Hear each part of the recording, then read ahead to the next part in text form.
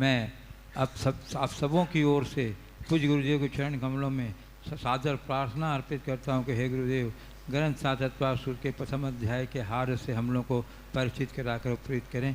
और इसके लिए आप सभी एक बार गुरुदेव के चरण कमलों में त्रिवार नमोस्तु निवेदित कर दें। नमोस्तु महाराज श्री, नमोस्तु महाराज श्री, नमोस्तु महाराज श्री। सभी लोग दोनों हाथ जोड़ लें और महामंत्र से आज की शुरुआत करें। नमो अरिहंताणं,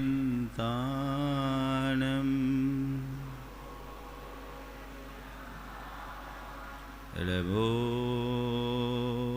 सिद्धाणं,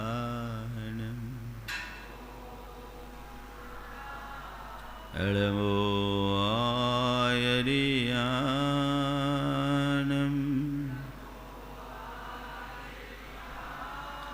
नमो वज्राया,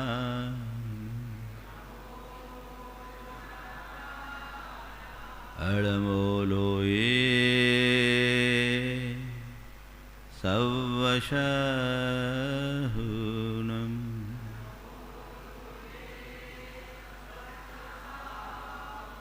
एषो पंचे हळमोयारो,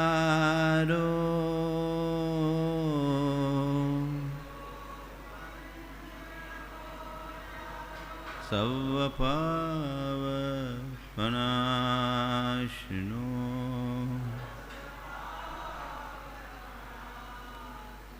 मंगलार्णं च सवेशिं, पढ़ेमं होय मंगलम। जय बोलो देवादिदेव खजराट श्री भगवान महावीर स्वामी की जय जय जय। अहिंसा परमो धर्म की जय जय जय। परम पूज्याचार्य गुरुवर श्री विद्यासागर जी जय जय जय। 10 लक्षण धर्म की जय जय जय। पूज्य मुनिवर श्री प्रमाण सागर जी महाराज की, पूज्य मुनिवर श्री अरह सागर जी महाराज की। 10 लक्षण धर्म का पहला दिन आज आप सभी लोगों ने तत्वार सूत्र के 10 अध्यायों का पाठ सुना और भरे पेट में एक उपवास का फल प्राप्त किया है ना। जिन्होंने उपवास किया वो किया ही, जिन्होंने मनोयोग पूर्वक इस पाठ का श्रवण किया उन सबको एक एक उपवास का फल मिल गया है ना। बात सही है ना। ये इस ग्रंथ के महात्म को दर्शाता है। तत्वार सूत्र के वाचन और व्याख्यान की परंपरा संपूर्ण दिगंबर जैन समाज में सदियों से रही है। खासकर 10 लक्षण के दिनों में 10 दिन तक इनकी विवेचना होती है। ऐसा क्यों? ऐसा केवल इसलिए कि ये एक ऐसा ग्रंथ है जिसमें हमें संपूर्ण तत्व व्यवस्था का बोध मिल जाता है। भगवान की वाणी का सार हमें तत्वार सूत्र के माध्यम से प्राप्त हो जाता है, जिसके माध्यम से हम अपने जीवन की समग्र व्यवस्थाओं को जान सकते हैं। इस तत्वार सूत्र की रचना आचार्य उमा स्वामी ने, जो आज से लगभग 1900 वर्ष पूर्व रची थी। ये 10 अध्याय में विभक्त तत्वार सूत्र दिगंबर समाज का, बल्कि जैन समाज का पहला सूत्रबद्ध ग्रंथ है। संस्कृत का सूत्र निबद्ध प्रथम ग्रंथ है। इसकी अपनी महिमा है और अपनी इसकी गरिमा है। 10 अध्याय में, इसमें पहले अध्याय में मोक्ष मार्ग की प्रस्थापना करते हुए प्रमाण नए निक्षेप की सविस्तार चर्चा है, और दूसरे अध्याय, तीसरे अध्याय और चौथे अध्यायों में जीव तत्व की विवेचना है। 5वें अध्याय में अजीव तत्व की विवेचना में पूरे जैन मेटाफिजिक्स का वर्णन है। 6वें अध्याय में आश्रव का, 7वें अध्याय में व्रतों का, खासकर श्रावकों के पूरे व्रतों का सविस्तार विवेचन है। 8वें अध्याय में बंध का और 9वें अध्याय में संवर और निर्जरा और मोक्ष मार्ग में उपयोगी साधकतम कारणों का वर्णन है। और 10वें अध्याय में मोक्ष तत्व का विवेचन है।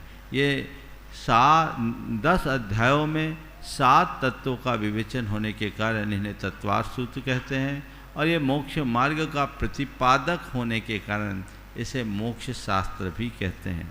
इस ग्रंथ का पहला सूत्र ही जैन धर्म के मूल मार्ग को बताता है, और इसलिए इसे हम मोक्ष शास्त्र कहते हैं।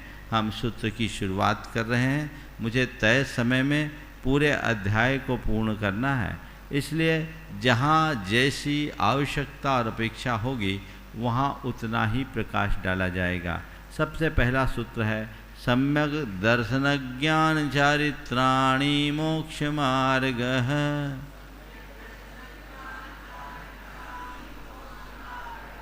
सम्यक दर्शन, ज्ञान और चारित्र ये तीनों मिलकर मोक्ष के मार्ग है।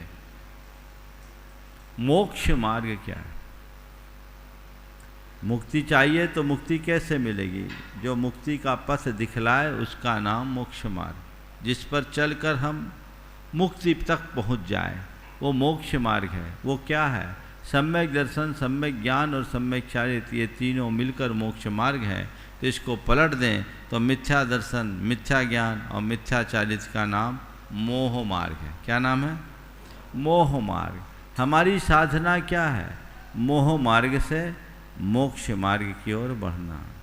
एक बार गुरुदेव से किसी ने पूछा, गुरुदेव आप हमें कोई एकदम सरलतम तरीका बता दे जिससे हम मोक्ष मार्ग में लग जाएं। कोई सरलतम तरीका बता दें जिससे हम मोक्ष मार्ग में लग जाएं। गुरुदेव मुस्कुराए, उनने कहा ज़्यादा कुछ नहीं करना, बस एक काम करो, जिधर मुंह है उधर पीठ कर लो, जिधर पीठ है उधर मुंह कर लो। क्या हुआ? जिधर मुंह है उधर पीठ कर लो और जिधर पीठ है उधर मुंह कर लो। अर्थात अभी तुम मोह मार्ग में अभिमुख हो, उससे मुड़ जाओ तो अपने आप मोक्ष पथ पर अधिरूढ़ हो जाओगे। अनादि से हम आप सबके संस्कार कुछ ऐसे हैं जो मोह में मग्न होकर हम उसी पथ पर चलते आ रहे हैं। अनंत संसार उसी में व्यतीत हुआ। वह विरला भाग्यशाली जीव जिसका भवितव्य अच्छा होता है वो मोह से मुक्त होकर मोक्ष मार्ग में लग पाता है। तो ये मोक्ष मार्ग क्या है? सम्यक दर्शन, सम्यक ज्ञान और सम्यक चारित्र, इन तीनों की एकता। ये तीनों मिलकर जब एक होते हैं तब मोक्ष मार्ग होता है।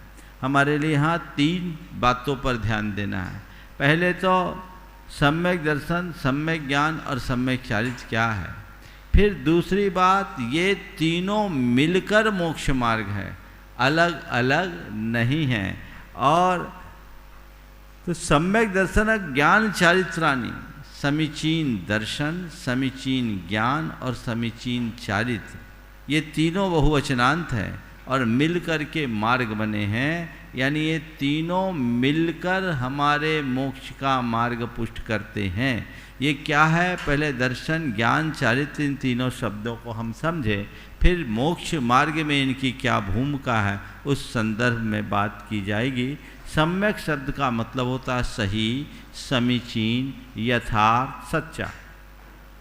दर्शन का मतलब है यहाँ श्रद्धा, ज्ञान हम आप सब जानते हैं, और चारित्र का मतलब है आचरण। सच्ची श्रद्धा, सच्चा ज्ञान और सच्ची श्रद्धा और ज्ञान से युक्त सद आचरण का नाम चारित्र। जब ये तीनों चीज़ें हमारे साथ जुड़ती है तब मोक्ष का मार्ग बनता है। यहाँ मोक्ष मार्ग से तात्पर्य आत्मा के प्रति सच्ची श्रद्धा, उसका सही ज्ञान और आत्मश्रद्धान और ज्ञान के साथ अशुभ से हटकर शुभ में रमने रूप आचरण, इसका नाम है चारित्र। ये तीनों मिलेंगे तो मोक्ष मार्ग होगा। दुनिया में बहुत सारे प्रवर्तक हैं, कई ऐसे हैं जो केवल नामस्मरण को ही भव पार मानने का, भव पार का आधार मानते हैं। कोई ज्ञान मात्र से मुक्ति मानते हैं और कोई केवल आचरण मात्र से अपना कल्याण, क्रिया मात्र से अपना कल्याण मानते हैं। जैन दर्शन कहता है केवल नामस्मरण करने से कल्याण होता तो पानी का नाम लेने मात्र से प्यास बुझ जानी चाहिए। केवल ज्ञान मात्र से काम हो जाए तो पानी के देखते ही गला तर हो जाना चाहिए, और यदि जिस यदवा तदवा आचरण से ही कल्याण हो तो नल की जगह नाली का पानी पी लेने वाला भी स्वस्थ रहना चाहिए। ऐसा तो संभव नहीं है, तीनों चाहिए, इसके बिना काम नहीं होगा।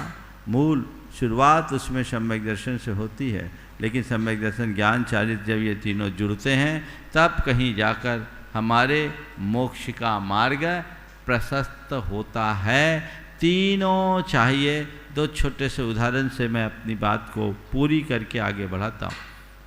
आचार्य महाराज इस सूत्र का बड़ा अच्छा अनुवाद करते हैं लौकिक कहावत से। आप लोग बोलते हैं कोई जाता है, छोटा बच्चा होता है, उससे कहते हैं बेटा देख भाल कर चलना। क्या बोलते हैं? देख भाल कर चलना। इसका मतलब क्या? देखना यानी सम्यक दर्शन, भालना यानी सम्यक ज्ञान, और चलना यानी सम्यक चारित्र। तीनों मिलाकर चलोगे तो चल पाओगे, बीच में अटक जाओगे तो गड़बड़ हो जाएगा। इसे हम अपने मस्तिष्क, आँख और पैरों का प्रतीक बना सकते हैं। जब हमें कहीं चलना होता है तो पहले मस्तिष्क में ये बात बिठाते हैं, तय करते हैं हमारा गंतव्य क्या है। फिर आँखों से देख करके हम रास्ता पूरा करते हैं और पाँवों से चलते हैं, तब हम अपनी मंजिल तक पहुंच पाते हैं। यदि हम कोई निर्णय न लें और इधर उधर मटकते रहें तो कहीं पहुंच पाएंगे क्या? नहीं ना। निर्णय तो ले लिए, आंखें मूंद करके चले तो क्या होगा? अस्पताल पहुंचेंगे। और क्या होगा? निर्णय भी ले लिया, आंखें भी खुले हैं, पाँव काम न करे तो क्या होगा? जहाँ के तहाँ धरे रहेंगे। और क्या होगा? यही है ना। तो क्या करना है? अपने गंतव्य तक पहुँचना है तो हमें इन तीनों का पूरी तरह से उपयोग करना पड़ेगा। इसी तरह मोक्ष मार्ग में आगे बढ़ना है तो सम्यक दर्शन, सम्यक ज्ञान और सम्यक चारित्र तीनों को अपनाना जरूरी है। तो ये महाराज आपने मुझे ये तो बता दिया कि सम्यक दर्शन, सम्यक ज्ञान और सम्यक चारित्र जब जीवन से जुड़ेंगे तीनों के तीनों तब मोक्ष मार्ग होगा। तो अब ये बता दीजिए ये है क्या? क्या है सम्यक दर्शन, क्या है सम्यक ज्ञान और क्या है सम्यक चारित्र? ये सवाल उठने पर सबसे पहले सम्यक दर्शन की चर्चा आती है। सम्यक दर्शन क्या है? तत्वार्थ श्रद्धानम सम्यक दर्शनम। तत्वार्थ श्रद्धानम सम्यक दर्शनम। तत्वार्थ के श्रद्धान का नाम सम्यक दर्शन है। तत्वार्थ और श्रद्धान, तत्वार्थ शब्द दो शब्दों के मेल से बना है, तत्व और अर्थ। तत्व के द्वारा अर्थ यानी जो निश्चित किया जाए उसका नाम होता है तत्वार्थ। तत्व का मतलब होता है सारभूत पदार्थ। तो जीवन के सार पर जिसका श्रद्धान हो उसका नाम सम्यक दृष्टि है। सार क्या है? जीवन का सार, जिसमें उसका पूरा रहस्य हो, उसे पता हो, इस पर जिसका विश्वास हो, उस पर जिसका श्रद्धान हो, वह सम्यक दर्शन को प्राप्त करने का अधिकारी होगा। हर कोई नहीं। जैसे कोई भी वस्तु है उसका सार होता है तो अलग होता है। यहाँ पर देखिए आगे जीवादिक 7 तत्वों की चर्चा करेंगे। यहाँ तत्व शब्द कहा, तत्व शब्द व्यापक है। जीव अनेक है पर जीवत्व सब में एक होगा। अग्नि अनेक हो सकती है, अग्नित्व एक होगा। स्वर्ण अनेक हो सकते हैं लेकिन स्वर्णत्व एक होगा। मनुष्य अनेक होंगे लेकिन मनुष्यत्व एक होगा। इसी तरह जीव अनंत है पर जीवत्व एक है, अजीव अनंत है, अजीवत्व एक है। इसके श्रद्धान का नाम सम्यक दर्शन है। जीवन के तत्व का, सार का श्रद्धान करना सम्यक दर्शन है। और ये कैसे होता है? तो कहते तन्निसर्गादधिगमाद्वा,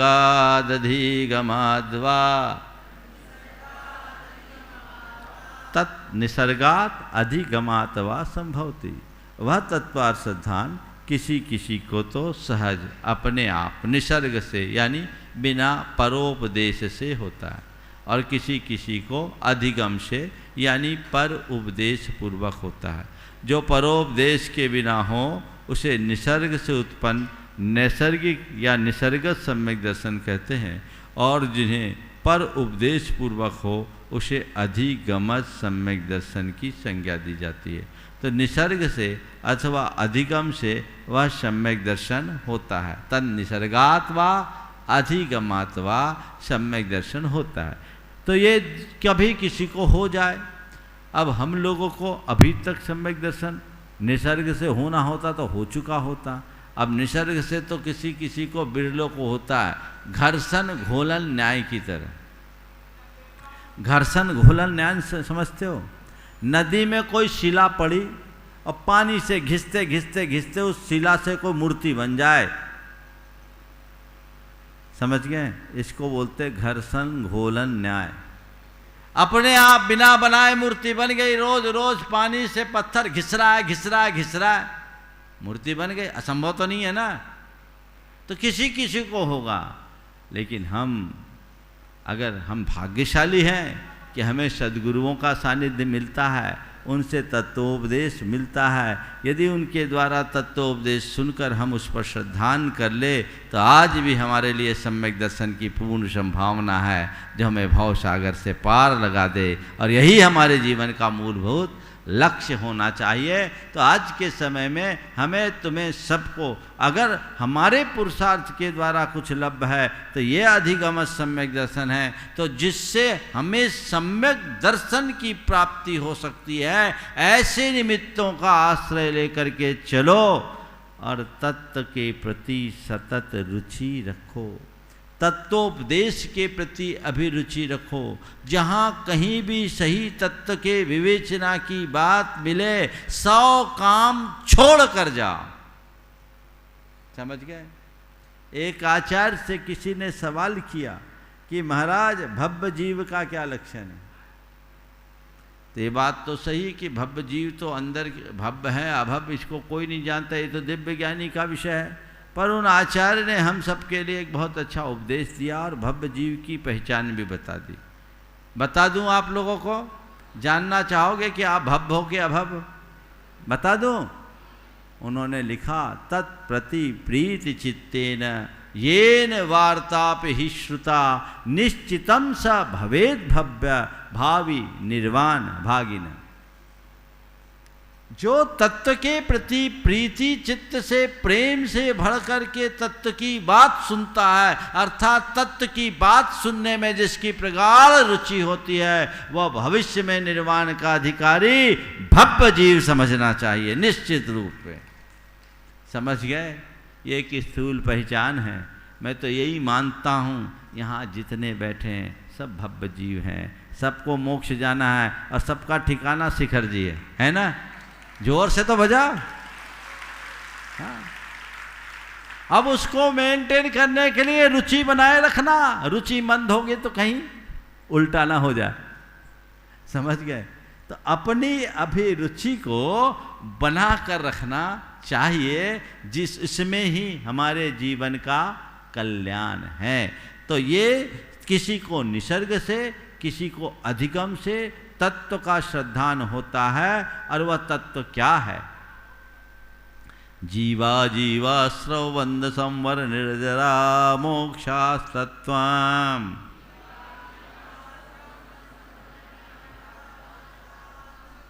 जीव जीव आश्रव बंध संवर निर्जरा और मोक्ष, ये 7 तत्व हैं। हमने इन 7 तत्वों की परिभाषाएं खूब सुनी हैं। अभी पूछूंगा तो आप लोग बोल दोगे जिसमें चेतना है जीव, जिसमें चेतना नहीं अजीव। हाँ, कर्म के आश्रव, आगमन के द्वार का नाम आश्रव, आश्रव अकर्म और आत्मा का एक में हो जाना दूध और पानी की तरह बंद, आश्रव का रुक जाना संवर, पूरे पुराने कर्मों का आंशिक रूप से झड़ जाना निर्जरा, और कर्मों का पूर्णतः क्षय हो जाना मोक्ष। रट लिया, जान लिया, श्रद्धान हो गया सम्यक दर्शन। इतना सस्ता नहीं है। इस पर श्रद्धान करो, हर पल ये महसूस करो मैं जीव हूं और मुझसे पृथक जो कुछ भी है वह सब जड़ अजीव है। जड़ चेतन की प्रतीति यदि तुम्हें होते रहे तो समझ लेना मैं सम्यक दर्शन की भूमिका में जी रहा हूं।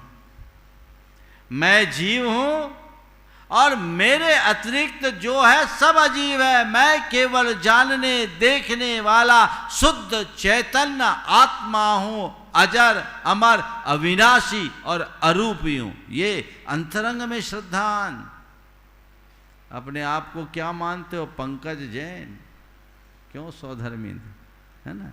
ये मेरी काल्पनिक छवि है जो मैंने मान रखा, ये मेरा भ्रम है, ये तो व्यवहार चलाने का साधन मात्र है। मैं शुद्ध चैतन्य आत्मा हूं, ये भाव अंतरंग में जग गया। समझना श्रद्धान की भूमिका बन गई। ऐसे 7 तत्वों का श्रद्धान प्रगाढ़ होगा तो रास्ता प्रशस्त होगा। जो 7 तत्व हैं ये संसार और संसार के कारण तथा मुक्ति और मुक्ति के साधन का द्योतक है। बुद्ध ने 4 आर्य सत्य का उपदेश दिया। दुख, दुख समुदय, दुख का कारण और दुख निवारण। हमारे यहाँ उन्हीं 4 आर्य सत्यों की जगह 7 तत्वों का विवेचन है, जिसमें संसार, संसार के कारण और मोक्ष के साधन की बात है। संसार क्या है? जड़ और चेतन का मेल ही संसार है। और संसार का कारण क्या? आश्रय और बंध संसार का कारण है। मोक्ष आत्मा की शुद्ध अवस्था का नाम है और संवर और निद्रा उसके साधन है। इन 7 पर तुम्हारा श्रद्धान जम गया, तुम्हारा बेड़ा पार हो गया। और सब बातों का तुम्हें ज्ञान हो या ना हो, इन तत्वों का श्रद्धान तो होना ही चाहिए। ये श्रद्धान ही तुम्हें पार लगाएगा। ये चाबी है, मोक्ष मार्ग की कुंजी है। इसलिए इस शिविर में एक ही भावना भाव कि मेरा मोक्ष मार्ग प्रशस्त हो, तत्व पर श्रद्धान बने, मेरे अंदर सच्चा श्रद्धान जगे। आपको चीजें याद रहे न रहे कोई चिंता नहीं, परिभाषाएं भूल जाओ तो चलेगा, लेकिन अपनी भावना सही होनी चाहिए, श्रद्धान मजबूत होना चाहिए, तब कहीं जाकर हमारा रास्ता प्रशस्त हो सकेगा। तो ये 7 तत्व हैं, इनके श्रद्धान से सम्यक दर्शन होता है। अब रहा सवाल तत्व के विवेचना का। हमारे यहाँ शास्त्रों के विवेचना की एक परंपरा रही कि किस तरीके से शास्त्रों की विवेचना की जाती है। पुराने समय में शास्त्रों की विवेचना होती थी, आज भी होती है। जो कंप्यूटर का सिस्टम है ना, अगर देखा जाए तो इन सब की जो की थी पुराने ज़माने में थी। अभी मैं आपको बताता हूँ, अगले 2-3 सूत्रों में इस बातों की विवेचना। नाम स्थापना तब भावतस्तन्यास। इन सम्यक दर्शन आदि का और जीवादि तत्वों का नाम, स्थापना, द्रव्य और भाव की अपेक्षा से निक्षेप किया जाता है। हम लोग प्रायः नाम, स्थापना, द्रव्य, भाव, निक्षेप की चर्चा कर लेते हैं, जो हम लोग व्यवहार में करते हैं। पर दरअसल ये निक्षेप है क्या, बहुत कम लोग समझते हैं। मैं भी एक लंबे समय तक इनकी परिभाषाएं तो रटा रहा, लेकिन इनकी उपयोगिता मेरे समझ में नहीं आई। जब मैंने पढ़ाया, मुझसे पूछा गया सवाल, तब खुद मैं जब अंदर घुसा तब मुझे समझ में आया कि दरअसल ये निक्षेप है क्या। निक्षेप का काम कुछ नहीं, एक वाक्य में कहूँ तो वह है मेंटल फाइलिंग। प्रासंगिक अर्थ का निरूपण और अप्रासंगिक अर्थ के निराकरण की पद्धति का नाम निक्षेप है। अभी मैं जब आपके सामने अभिमुख हूँ, आपसे कुछ बात बोल रहा हूँ, तो एक साथ मेरे मानस में अनेक प्रकार के विचार प्रकट हो रहे हैं। अब इन विचारों को मैं एडिट भी करता जा रहा हूँ। बोलने से पहले क्या मुझे बोलना और क्या मुझे नहीं बोलना, ये मेरे मानस में आ रहा है। जो प्रासंगिक है वही मैं आपको सुना रहा हूँ, अप्रासंगिक को निकालता जा रहा हूँ। तब आप कुछ समझ पा रहे हो। शुरू हो जाऊँ, कुछ भी बोलूँ तो क्या होगा, क्या होगा महाराज, एक एक करके उठ के चले जाएंगे और क्या होगा। आप तो ऐसा बोलते हो कि हम लोग बंधे रहते हैं। बंधे नहीं रहते, मैं बांधे रखता हूँ, है ना। थोड़ी ढील छोड़ दूँ, थोड़ी ढील छोड़ दो तो गड़बड़ हो जाएगा। तो क्या हुआ, प्रासंगिक अर्थ का निरूपण और अप्रासंगिक अर्थ के निराकरण की प्रकृति का नाम निक्षेप है ना। तो हम जब कोई बात बोलते हैं तो ये चीज़ें मानस में रहती हैं। ये एक पुरानी पद्धति थी। तो नाम निक्षेप, स्थापना निक्षेप, द्रव्य निक्षेप और भाव निक्षेप, मैं उनकी परिभाषा नहीं कहूँगा क्योंकि मुझे पूरे सूत्र कहना, ये बातें तो आप सब जगह सुनते हो। लेकिन ये प्रासंगिक का निरूपण और अप्रासंगिक का निराकरण, ये हमारे मानस में बैठता है तब हम करते हैं। जैसे दो शब्द है, एक जगह लिखा है लेखक, एक जगह लिखा है लेखिका। आपको पढ़ कर अर्थ निकालना है, क्या निकालोगे? क्या निकालोगे? लेखक का अर्थ क्या निकालोगे और लेखिका का अर्थ क्या निकालोगे? एक कोई पुरुष है, एक कोई स्त्री है, ये निकालोगे ना। समझ गए ना? तो ये किसने बताया? तुम्हारे दिमाग में बैठ गया ना कि पुल्लिंग क्या होता है, स्त्रीलिंग क्या होता है। तो इसी तरह प्रकृति के निरूपण और अप्राकृत के निराकरण की पद्धति का नाम है निक्षेप। समझ गए? वैसा निक्षेप जब हम रखते हैं उस विधि से, तो हम तत्व का प्रतिपादन करते हैं। इसका काम भाषा और भावों के बीच संगति बिठाना। मैंने एक शब्द का प्रयोग किया था, मेंटल फाइलिंग।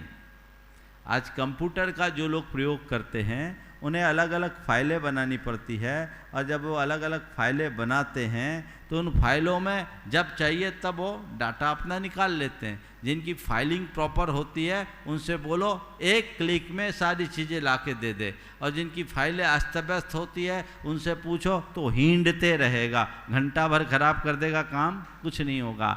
इसी तरह अगर तुम्हारी मेंटल फाइलिंग ठीक है तो तुम जिस समय जो जब जैसा प्रासंगिक होगा उसे ही स्वीकार करोगे, बाकी चीज़ें दरकिनार हो जाएगी। ये पद्धति प्राचीन काल में निक्षेप से चलती थी और उसके माध्यम से तत्वों का प्रतिपादन होता था। ये आगे के जितने भी सूत्र हैं वो ज्ञान और प्रतिपादन की शैली के ऊपर निर्धारित है। आगे देखिए, फिर कहते हैं प्रमाण नैरधिगमः। हमारे लिए इनका ज्ञान, अधिगम यानी ज्ञान कैसे होता? प्रमाण और नयों के द्वारा। प्रमाण क्या है? सम्यक ज्ञान को प्रमाण कहते हैं। और नय क्या है? प्रमाण से प्रकाशित पदार्थ का एकांश ज्ञान।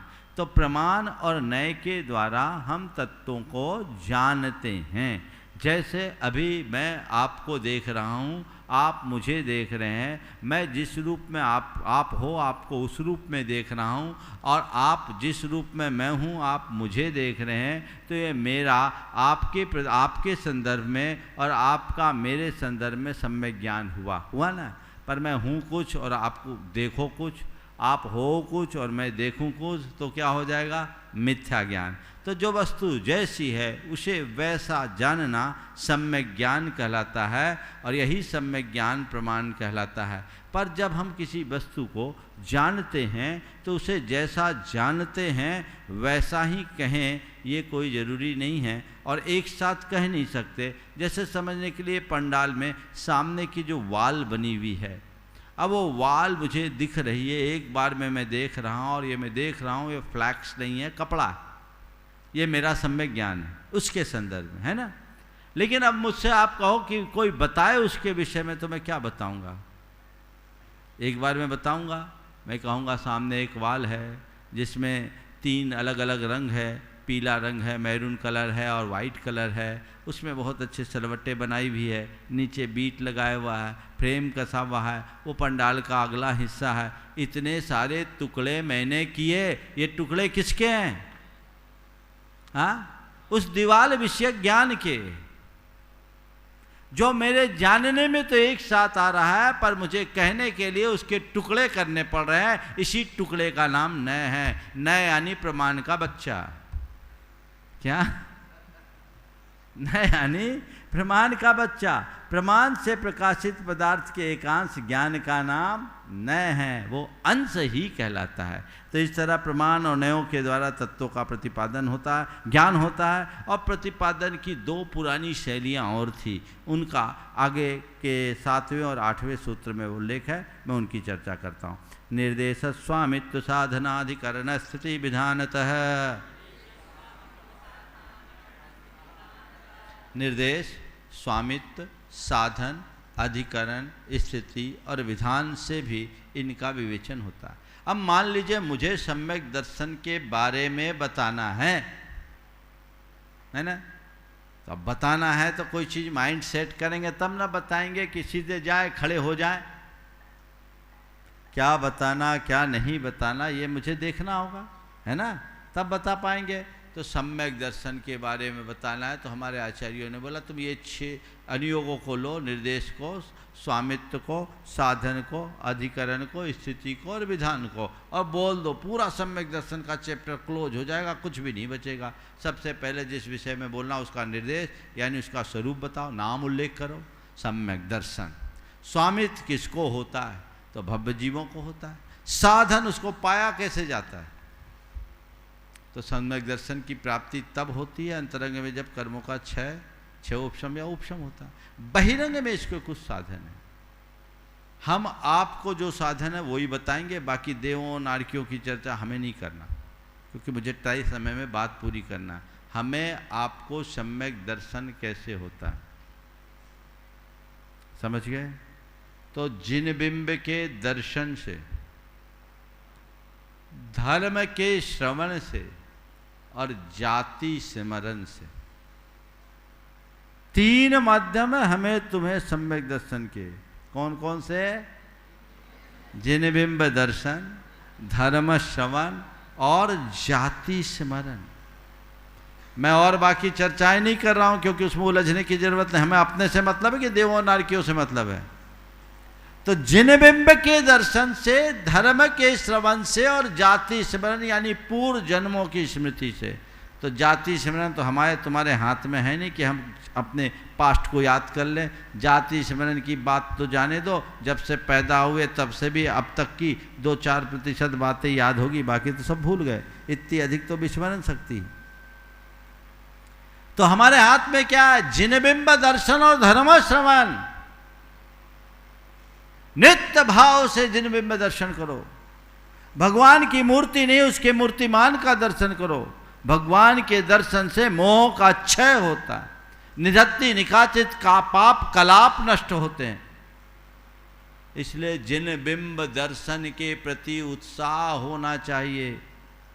जिन बिंब में केवल भगवान की मूर्ति नहीं, दिगंबर मुनिराजों का दर्शन और उनकी वंदना भी सम्यक दर्शन का कारण माना गया है।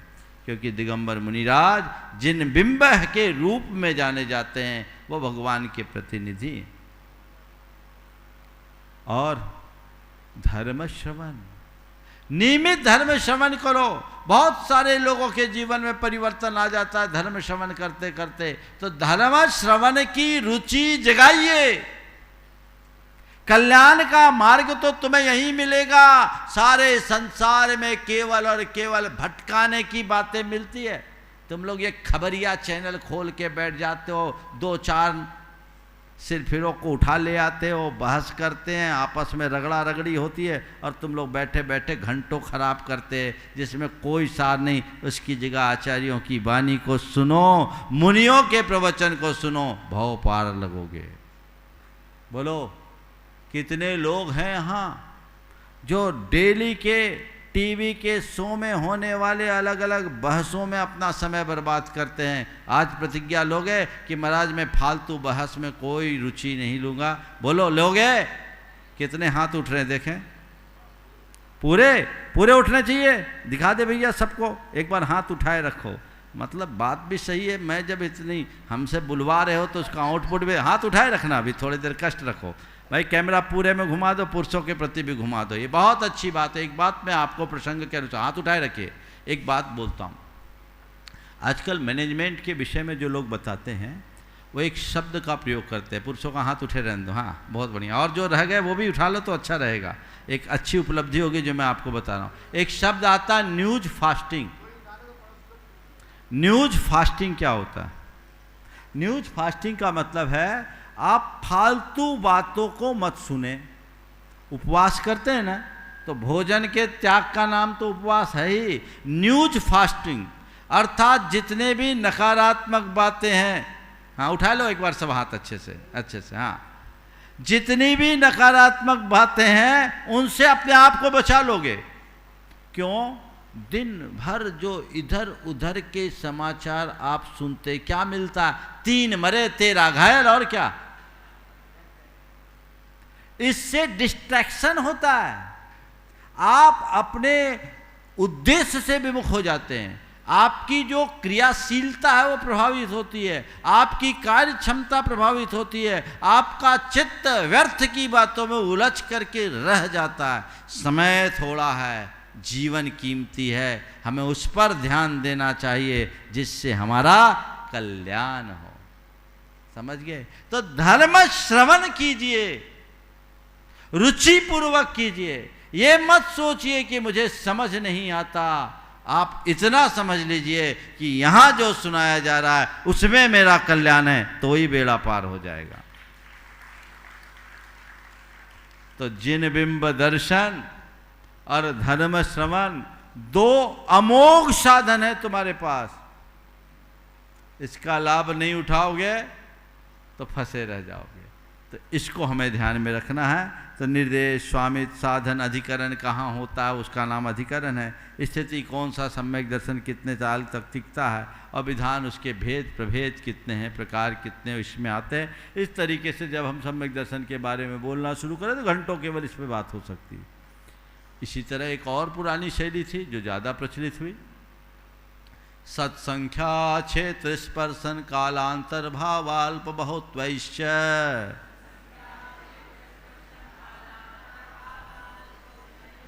सत, संख्या, क्षेत्र, स्पर्शन, काल, अंतर, भाव और अल्प बहुत, इन 8 अनुयोगों के द्वारा भी तत्वों का विवेचन। तो ये सूत्र बहुत महत्वपूर्ण है। अकेले इस एक सूत्र पे षटखंडागम के 6 खंडों में 7 भाग केवल इसमें हैं। 16 ग्रंथ भागों में षटखंडागम है, महावंश एक छोड़ दो तो 5 खंड 16 भागों में है। उसमें 1 से 7वीं पुस्तक तक सत, संख्या, क्षेत्र, स्पर्शन का ही वंदन है। सत यानी अस्तित्व, संख्या यानी उनकी संख्या, और क्षेत्र यानी उसका वर्तमान कहाँ उपलब्धता है। स्पर्शन त्रैकालिक अवस्थान, त्रिकाल में कहाँ से आया, कहाँ है, कहाँ जाएगा। समझ गए? और काल उसके उपलब्धि का काल, ड्यूरेशन। अंतर यानी गैप, एक बार मिलने के बाद दोबारा कब प्राप्त होगा। और क्षेत्र, सत्संख्या, क्षेत्र, स्पर्शन, कालांतर। भाव, भाव यानी उसके परिणाम कैसे हैं। और अल्प बहुत, कौन सा अधिक है, कौन सा कम है। सम्यक दर्शन आदि की विवेचना ऐसी होती है। आपको मैं आपके उदाहरण से बताता हूँ। मान लीजिए किसी के यहाँ जा गया, दुकानदार के यहाँ किया, कहा भैया हमें बनारसी साड़ी चाहिए है। बोले है। कहाँ है? बोले यहीं है। कितनी है? बोले है। कितनी है? इतनी है। अच्छा इतनी है, कहाँ है? कुछ यहाँ है, कुछ गोडाउन में है, कुछ ट्रांसपोर्ट में। क्या हो गया? स्पर्श। ठीक है। सत, संख्या, क्षेत्र, स्पर्शन, काल कब तक मिलेगी? तो हमारी दुकान सोमवार से शनिवार तक खुलती है। तो सोमवार से शनिवार तक आप जब भी आए, सुबह 10 से लेकर 8 तक की उपलब्धता है। बोला अच्छा, आज अगर नहीं आ पाए तो कल रविवार है, कल का अंतर होगा, परसों आपको सोमवार को आना पड़ेगा। ये क्या हो गया? अंतर। भाव, क्या सब एक ही भाव के हैं? बोले नहीं, इसका ये भाव, उसका ये भाव। भाव बता दिया, क्या सबके एक ही भाव है? नहीं, ये अधिक भाव वाला है, ये कम भाव वाला। अल्प बहुत हो गया ना। तो जैसे ये दुकानदारी आपकी साड़ी की हुई, वैसे जीवन का भी हम विस्तार इसी तरीके से कर सकते हैं। तो ये एक तत्व के प्रतिपादन की प्रक्रिया थी कि हम सम्यक दर्शन के बारे में बताना चाहें तो कैसे बता सकते हैं, जीव के विषय में बताना चाहें तो कैसे बता सकते हैं, किसी के भी संदर्भ में बताने की ये पद्धतियाँ थी। अब सम्यक ज्ञान का नाम प्रमाण बताया था। तो सम्यक ज्ञान क्या है? तो कहते हैं मति श्रुतावधि मना पर्यय केवलानि ज्ञानम। मति श्रुतावधि मन पर्यय केवलानि ज्ञानम, मतलब मति, श्रुत, अवधि, मन, पर्यय और केवल, ये 5 ज्ञान है। ये 5 सम्यक ज्ञान है। हमारी इंद्रिय और मन से जो ज्ञान होता है वो मति ज्ञान कहलाता है। इंद्रिय और मन के द्वारा जो हम जानते हैं उसके बाद शब्द, संकेत आदि के माध्यम से जो विशेष ज्ञान होता है उसको बोलते हैं श्रुत ज्ञान। अवधि ज्ञान एक ऐसा ज्ञान है जो इंद्रिय और मन के बिना सीधे आत्मा से होने वाला ज्ञान है। यह प्रत्यक्ष ज्ञान है जो एक सीमागत रूपी पदार्थों को बिना किसी इंद्रिय और मन के आलम्बन के जानता हो, अवधि ज्ञान कहलाता है। मनापर्य ज्ञान उससे भी सूक्ष्म ज्ञान है जो मन के पर्यायों को जानता है, जो एक सीमावर्ती व्यक्ति के मन में स्थित रूपी पदार्थों को जानता है, उसको बोलते हैं मनापर्य ज्ञान। और केवल ज्ञान त्रिलोक और त्रिकालवर्ती समस्त द्रव्यों और उनकी पर्यायों को एक साथ जानने वाला ज्ञान। ये पांचों ज्ञान सम्यक ज्ञान है।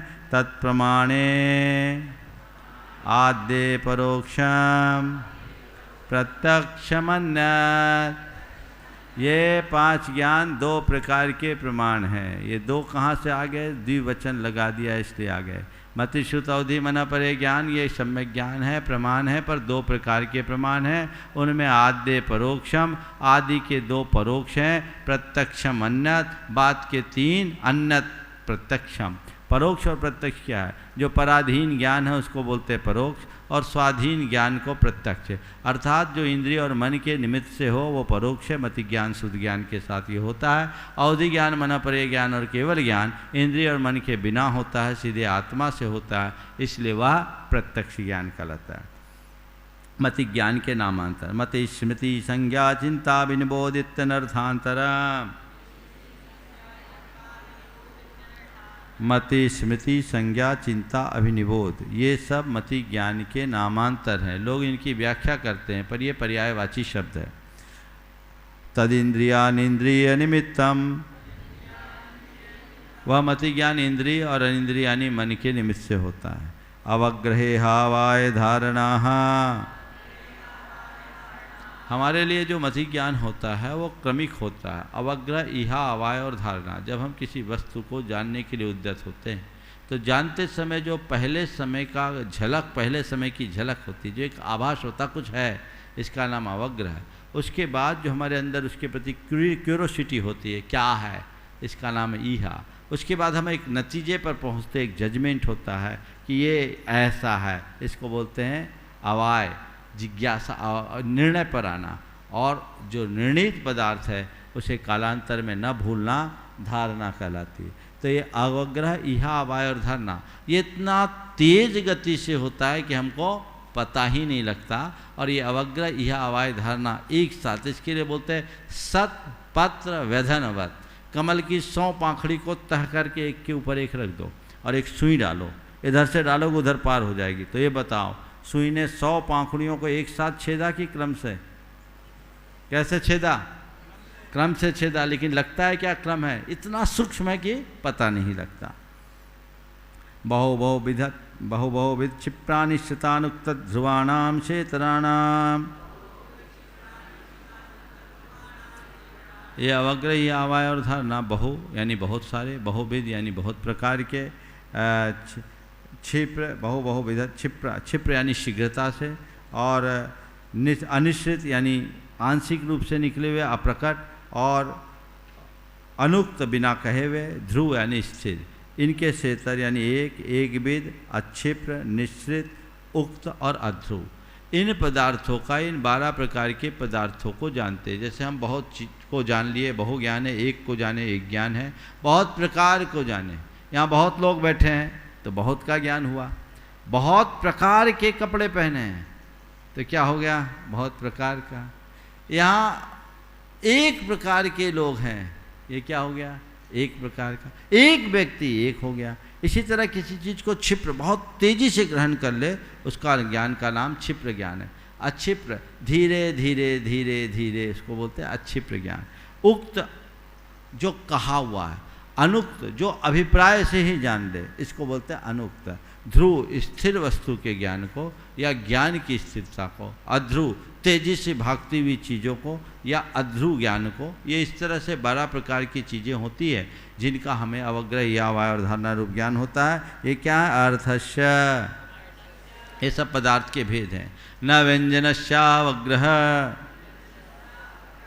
न चक्षुरनिंद्रियाभ्याम। अभी अवग्रह की बात की गई थी। अवग्रह 2 प्रकार का होता है, एक अर्थावग्रह और एक व्यंजनावग्रह। अर्थावग्रह वो होता है जिससे इहा अवाय और धारणा हो जाए। व्यंजनावग्रह कहते हैं अव्यक्त को, अप्रकट को, एक बार हुआ और पता नहीं। जैसे नए घड़े में हम पानी की बूंद डाले, पता ही नहीं चलेगा पानी कहाँ ससा गया, लेकिन लगातार डालते डालते वो बढ़ जाता है। तो हमारे लिए जो अर्थावग्रह व्यंजनावग्रह है, वो व्यंजनावग्रह चक्षु और अनिंद्रिय यानी मन को छोड़कर शेष 4 इंद्रियों से व्यंजनावग्रह होता है, और वह व्यंजनावग्रह वहीं रुक जाता है, उसके बाद आगे नहीं बढ़ता। वो ज्ञान का बहुत हल्का रूप होता है। लेकिन आँख और मन से जो भी ज्ञान होता है वह अवग्रह अर्थावग्रह होता है, फिर इहा अवाय धारणा की ओर बढ़ता है। श्रुतम मति पूर्वम दैनिक द्वादश भेदम। अब दूसरे क्रम में जो शुद्ध ज्ञान है तो कहते हैं शुद्ध ज्ञान मति ज्ञान पूर्वक होता है, वो 2, अनेक और 12 प्रकार का है।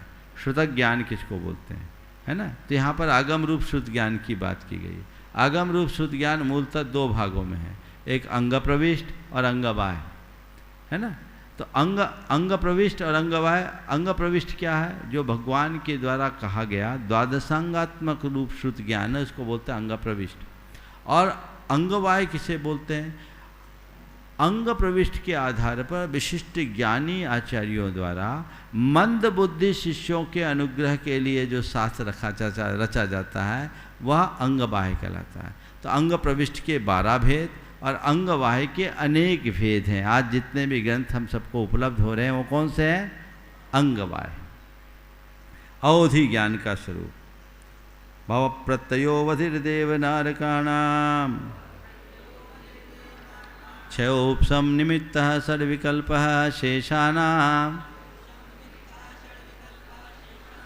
कि देवों और नारकियों को अवधि ज्ञान होता है, वो भव प्रत्यय होता है, यानी भव ही उनका कारण होता है। जो भी देव पर्याय में जन्म लेते हैं या नरक पर्याय में जन्म लेते हैं, उनको उत्पन्न होते ही अवधि ज्ञान हो जाता है। समझ गए, भले उसकी रेंज ही ना अधिक हो, लेकिन उत्पन्न होते ही देवों और नारकियों को अवधि ज्ञान हो ही जाता है। समझ गए। अब नारकी तो उल्टा ही उपयोग करते हैं, ज्ञान भले हो जाए। अब हम मनुष्यों और तिर्यंचों में पशु पक्षियों को, संगी पंचेंद्रिय तिर्यंचों को भी अवधि ज्ञान हो सकता है। वो कैसे होगा, क्षोभशम निमित्त। क्षोभशम निमित्त इसको गुण प्रत्यय बोलते हैं। उनको सम्यक दर्शन या संयम के प्रभाव से किसी किसी को अवधि ज्ञान हो सकता है। ज्ञान का वैसा विकास हो गया तो अवधि ज्ञान हो सकता है, होता है।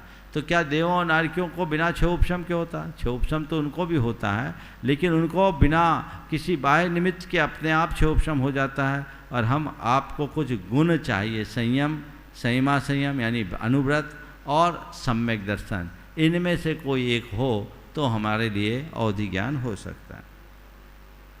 यह 6 प्रकार का है। क्षोभशम निमित्त षड्विकल्प, वर्धमान हीमान, अवस्थित अनवस्थित और अनुगामी अननुगामी। ये 3 प्रकार के 3 जोड़े के 6 भेद हो गए। वर्धमान जो अवधि ज्ञान अपनी उत्पत्ति के बाद बढ़ता जाए अंतिम चरण तक, उसको बोलते हैं वर्धमान। हीमान जो घटते जाए उसका नाम हीमान। अवस्थित जो अवधि ज्ञान एक बार प्रकट हो जहाँ के तहाँ रहे, उसको बोलते हैं अवस्थित। अनवस्थित जो स्थिर न रहे, कभी घटे कभी बढ़े, उसको बोलते हैं अनवस्थित। अनुगामी और अननुगामी जो ज्ञाता का अनुसरण करे, उसको बोलते हैं अनुगामी। जहाँ जहाँ ज्ञाता जाए साथ साथ ज्ञान भी काम करे, उसको बोलते हैं अनुगामी। और जो ज्ञाता का अनुकरण न करे उसका नाम है अननुगामी। ये 6 प्रकार का अवधि ज्ञान है। अब मन पर्यय ज्ञान ऋजु विपुलमति मनः पर्ययः। ऋजुमति और विपुलमति के भेद से मन पर्यय ज्ञान 2 प्रकार का है। अभी मैंने आप सबको बताया था कि मन पर्यय ज्ञान का मतलब है मन की पर्यायों का ज्ञान। एक ऐसा ज्ञान है जो द्रव्य क्षेत्र काल भाव की सीमा में, यानी एक मर्यादा के भीतर दूसरों के मन में स्थित रूपी पदार्थों को जान लेता है। आपके मन में क्या है, जो वस्तु के विषय में या जिस व्यक्ति के विषय में आप विचार कर रहे हैं, मन पर्यय ज्ञानी के पास आप जाओ तो उनको वैसा दिखेगा जैसे मैं आपको प्रत्यक्ष देख रहा हूँ। पर ये 2 प्रकार का ऋजुमति मन पर्यय ज्ञान और विपुलमति मन पर्यय ज्ञान। ऋजुमति जो सरल व्यक्ति के मन की बात को जाने, उसका नाम है ऋजुमति। और जो सरल और कुटिल दोनों प्रकार के व्यक्तियों को, यानी सीधे टेढ़े सबको अपना विषय बना ले, उसका नाम है विपुलमति मन पर ये ज्ञान। दोनों में अंतर क्या है? तो कहते हैं विशुद्ध प्रतिपाताभ्याम तद विशेष ऋजुमति मन परे ज्ञान और विपुलमति मन परे ज्ञान में क्या अंतर है? तो कहते हैं विशुद्धि और अप्रतिपात की अपेक्षा इन दोनों में अंतर है। मन परे ज्ञान में ऋजुमति की अपेक्षा विपुलमति में अधिक विशुद्धि होती है और ऋजुमति में अल्प। विपुलमति मन परे ज्ञान जिसे होता है वो केवल ज्ञान पा करके ही रहता है, उसे उसी भाव में केवल ज्ञान हो जाता है, छूटता नहीं। और ऋजुमति मन परे ज्ञान का ज्ञानी का ज्ञान छूट भी सकता है, वो केवल ज्ञान भी पा सकते हैं या सीधे स्वर्ग भी जा सकते हैं। ये दोनों में अंतर है। महाराज जी अवधि ज्ञान और मन परे ज्ञान का अंतर और बता देते हैं कि सुन लीजिए। विशुद्धि क्षेत्र स्वामी विषयेभ्यो वधि मन पर्ययो हो। विशुद्धि क्षेत्र स्वामी विषय हो, विशुद्धि क्षेत्र और स्वामी और विषय इनकी अपेक्षा अवधि ज्ञान और मन परे ज्ञान में अंतर है। विशुद्धि अवधि ज्ञान की विशुद्धि मन परे ज्ञान की विशुद्धि से अल्प है। क्षेत्र अवधि ज्ञान का रेंज बड़ा, अवधि ज्ञान संपूर्ण लोग, ऐसे असंख्यात लोग को जान सकता है, लेकिन मन परे ज्ञान 45 लाख योजन मनुष्य क्षेत्र से बाहर नहीं जान सकता। तो विशुद्धि क्षेत्र स्वामी अवधि ज्ञान चारों गति के जीव को होगा, लेकिन मन परे ज्ञान केवल मुनि राजों को होता है। किन को होता है? और वो भी हर किसी को नहीं, 7 प्रकार की रिद्धि में से किसी एक रिद्धि के धारक को होगा, है ना। वर्धमान चारित्र को ही होगा? नहीं, वर्धमान चारित्र का नियम नहीं है। विपुलमति वर्धमान चारित्री को होगा, ऋजुमति मन परे ज्ञान नहीं होगा। तो विशुद्धि क्षेत्र स्वामी विषय, अवधि ज्ञान का विषय स्थूल है और मन परे ज्ञान का विषय उससे अनंत गुना सूक्ष्म है। ये दोनों में अंतर है। अब इनका विषय क्या है महाराज, ये भी बता दो। तो मतिश्रुतावधियो मतिश्रुतियोर निबंधो द्रव्येषु सर्व पर्यायेषु। मति ज्ञान और श्रुति ज्ञान का विषय निबंध सभी द्रव्यों में और उनकी असर यानी कुछ पर्यायों। मति ज्ञान और श्रुति ज्ञान 6 द्रव्यों को जानता है, लेकिन उनकी सीमित पर्यायों को सबको नहीं जानता। रूपी स्वबुधे अवधि ज्ञान केवल रूपी पदार्थों को अपना विषय बनाता। तदनंत भागे मनः पर्ययस्य अवधि ज्ञान अपना जिस रूपी पदार्थ को विषय बनाता है, जिस रूपी पदार्थ को अवधि ज्ञान विषय बनाता, उसके अनंत भाग सूक्ष्म विषय को मनः पर्यय ज्ञान अपना विषय बनाता है। फिर कह रहे हैं केवल ज्ञान क्या विषय क्या है? तो कहते सर्वद्रव्य पर्यायेषु केवलस्य। केवल ज्ञान का विषय सभी द्रव्य और उनकी सब पर्याय हैं। केवल ज्ञान से बाहर कुछ भी नहीं है। समझ गए? हाँ, बोलो आप लोग मंदिर में कोई पाप करते हो?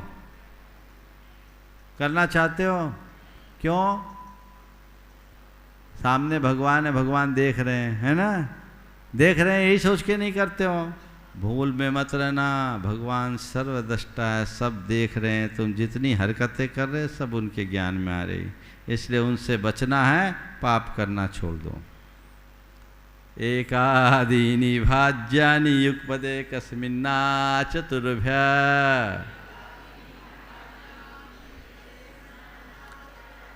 एकादीनि युगपद एकस्मिन आ चतुर्भ्य भाज्यानि। एक जीव के एक साथ कितने ज्ञान हो सकते हैं? तो एक को आदि लेकर अधिकतम 4 तक, यानी एक हो तो कम से कम अति ज्ञान या शुद्ध ज्ञान, ऐसा नहीं। कम से कम संसारी जीव को 2 ज्ञान होंगे, मति ज्ञान और शुद्ध ज्ञान। फिर तीसरा ज्ञान हो जाए तो अवधि ज्ञान भी हो सकता है, और या मुनि हो तो तीसरे में मन परे ज्ञान भी हो सकता है। और 4 हो तो ये मुनियों को ही होगा, मति श्रुत अवधि और मन परे ज्ञान। और एक ज्ञान होगा तो कौन सा होगा? केवल ज्ञान। तो बताओ केवल ज्ञानी अच्छे कि हम तुम अच्छे? उनके पास 1 है, अपने पास 2 है। हाँ, उनके पास 1, हमारे पास 2। हम अच्छे कि वो? हाँ, क्यों? क्यों? तुम्हारे पास कांच की गोलियां हैं, उनके पास नगीना है। गोली हजार एक तरफ, नगीना एक एक तरफ। केवल ज्ञान पूर्ण ज्ञान है, वो अकेला रहता है, इसीलिए उसका नाम केवल ज्ञान। जो केवल रहे उसका नाम केवल ज्ञान, यानी अकेला रहे, जिसको किसी के साथ की जरूरत ही ना हो, उसका नाम केवल है। फिर है मति श्रुतावधियो विपर्ययश्च। मति ज्ञान, श्रुत ज्ञान और अवधि ज्ञान विपरीत भी होते हैं, यानी मिथ्या भी होते हैं। जब मिथ्या दर्शन के साथ हमारा ज्ञान होता है तो इसे मिथ्या ज्ञान कहते हैं। वस्तुतः ज्ञान के समीचीनता और विपरीतता के पीछे हमारे वस्तुओं का ज्ञान नहीं, अपितु उस व्यक्ति का, उसका ज्ञाता है। जैसे साफ़ सुथरे बर्तन में रखे गए, साफ़ सुथरे बर्तन में रखे गए दूध को साफ रखेंगे, और अगर बर्तन गंदा हो तो रखा गया दूध फट जाएगा। तो जिसका ज्ञान सम्यक के कटोरे में रहता है वो सम्यक ज्ञान कहलाता है, और जिसका मिथ्यात्व के गंदे कटोरे में रहता है उसका ज्ञान फट जाता है। इसलिए सम्यक ज्ञान और मिथ्या ज्ञान के भेद से इन दोनों भेदों को समझना। ये कैसे होता है? सदसतो रविशेषा ददृक्षोपलब्धेरुणमत्तवत्। इनके अंदर सत और असत की विशेषता का ज्ञान न होने से यदृक्षोपलब्धे, मन में जो जब जैसा आया सो बोल देते हैं, जैसे उन्मत्त यानी पागल के प्रलाप की तरह। अर्थात इनके ज्ञान की कोई प्रामाणिकता न होने से इस ज्ञान को सम्यक ज्ञान की श्रेणी में नहीं रखा जाता। आखिरी सूत्र। अब नयों की चर्चा पहले की गई थी, जो अभी तक नहीं आई, तो कहते हैं नयगम संग्रह व्यवहार अर्जुन सूत्र शब्द समभिरूढ़ एवं भूता नया।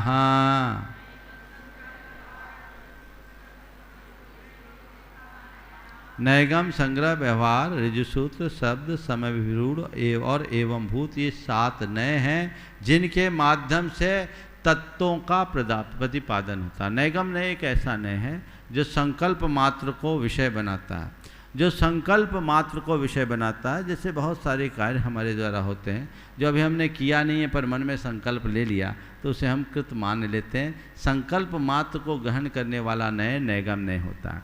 संग्रह नय नयगम नय से सूक्ष्म है, जो अपनी जाति का विरोध किए बिना सभी वस्तुओं को एक रूप से ग्रहण करता है। व्यवहार नय जो संग्रह नय के द्वारा ग्रहित पदार्थ में विधि पूर्वक भेद करता है। ऋजुसूत्र नय जो वस्तु के वर्तमान पर्याय को ही अपना विषय बनाता है, ये ऋजुसूत्र नय है। इसके बाद 3 नय शब्द समय विरूढ़ और एवं भूत नय, ये उसके लिए किए गए वचन व्यवहार से संबद्ध है कि हम किसी भी वस्तु के लिए अगर शब्द का प्रयोग करें तो कैसा करें। शब्द नय एक ऐसा नय है जो हर वस्तु के लिए लिंग, कारक, कर्ता आदि के व्याकरणगत अशुद्धियों से रहित अर्थ निकालता है। समभिरूढ़ नय एक अर्थ में एक शब्द के अनेक अर्थों में प्रधान अर्थ को ग्रहण करता है। और एवं भूत नय जो वर्तमान जो वस्तु जिस समय जिस पर्याय में उसके लिए वही नाम देता है। इस प्रकार ये 7 नय हैं जो उत्तरोत्तर सूक्ष्म है। एक छोटा सा उदाहरण दे करके मैं नयों की चर्चा पूरी करूँगा, क्योंकि समय भी आप सबका हो रहा है।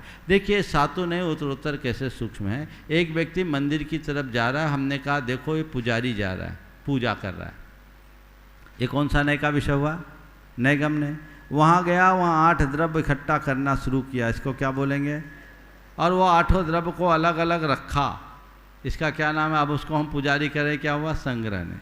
व्यवहार नय अब पूजा करने में तन्मय हो गया, ऋजुसूत्र नय। और ऋजुसूत्र नय के बाद अब हम उसको पुजारी कहेंगे कि पुजारी? तो पुजारी कहेंगे, शब्द नहीं कहेगा। और समविरूढ़ शब्द नहीं कहेगा, पुजारी कह दो, पूजक कह दो, आराधक कह दो, उपासक कह दो, चलेगा, लेकिन पुजारी नहीं चलेगी। अब फिर समविरूढ़ नहीं कहता, दुनिया जानता है कि जो पूजा करे सो पुजारी है, इसलिए उसको पुजारी कहो। तुम पुजारी कहोगे तुरंत आ जाएगा, अर्चक कहोगे तो कहेगा ये अर्चक, तो वे बगले झांकेगा किसको बुला रहे। तो एवं भूत नहीं कहता, ये सब भी ठीक है, लेकिन ये भी पुजारी भी उसे कहना तभी जब भगवान के सामने पूजा कर रहा हो, जिस समय दुकान चला रहा है तब तो वो व्यापारी है। ये एवं भूत नय का विषय है। इस प्रकार ये 7 नयों की पूरी व्यवस्था है, उसी अनुरूप सब कुछ चलता है। पूरा जैन आगम इन्हीं नयों के ऊपर वर्णित है। आज हमने पहले अध्याय की विवेचना सुनी। हम एक एक करके इन सूत्रों के प्रति अपनी अभिरुचि जगाएं। जैन आगम का सार हमें इससे प्राप्त होगा। आपकी केवल अपेक्षा है रुचिपूर्वक समय पर आकर आप उसका सबका लाभ लें। समय आप सबका हो गया। यहीं पर विराम। बोलिए परम पूज आचार्य गुरुवर श्री विद्यासागर जी महाराज की।